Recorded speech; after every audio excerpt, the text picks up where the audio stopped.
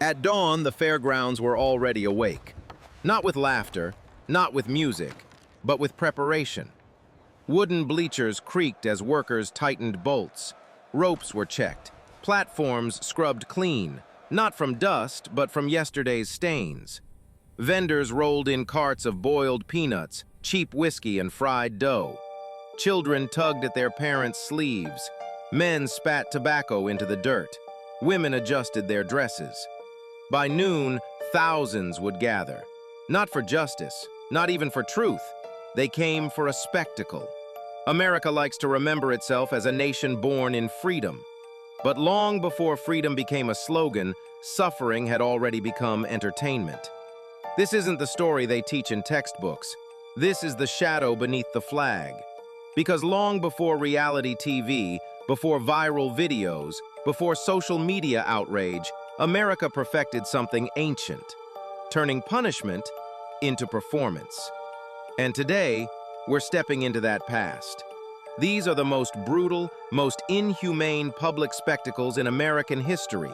Events that went so far, they exposed how power survives by teaching people to cheer. Before we begin, hit subscribe, because history doesn't disappear, it just changes costumes. Now, take your seat. The crowd is gathering. The rope and the crowd. America's first mass spectacles weren't in arenas of stone. They were in town squares. Public executions were community events. Hangings announced days in advance. Church bells rang not for prayer, but for attendance. Entire families showed up. Children were lifted onto shoulders for a better view. Food was sold. Jokes were cracked. When the trapdoor fell, the silence lasted only seconds. Then came cheers.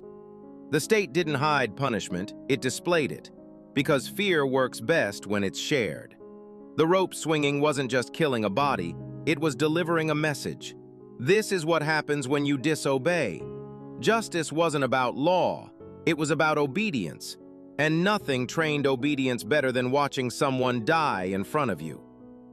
Slavery, America's longest-running show. But executions were only the beginning. Slavery turned human suffering into a daily spectacle. Enslaved people were whipped in public. Auction blocks became stages. Families were separated in front of crowds. Children sold like livestock. Plantation punishments weren't hidden, they were performed, because terror loses its power when it's private. Slave patrols hunted runaways like sport.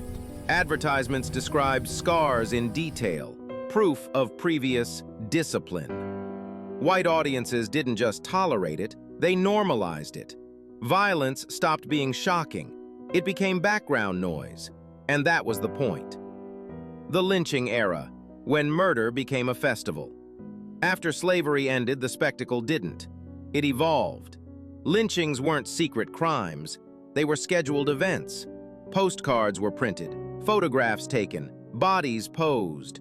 Crowds in the thousands gathered to watch black men, women, even children tortured and killed. Some victims were burned alive, others dismembered. Souvenirs were collected, bones, teeth, clothing. This wasn't chaos, it was ritual, a performance designed to remind an entire population who held power. Law enforcement often watched. Politicians stayed silent. Newspapers announced the time and place. America didn't just allow these acts, it framed them as justice. The Wild West myth. Out west, violence found a new costume. The Wild West wasn't wild by accident, it was curated. Gunfights were exaggerated, executions staged, outlaws turned into legends. Buffalo Bill's Wild West show toured the country, even Europe, recreating massacres, raids, and killings as family entertainment. Native Americans were forced to reenact their own defeat.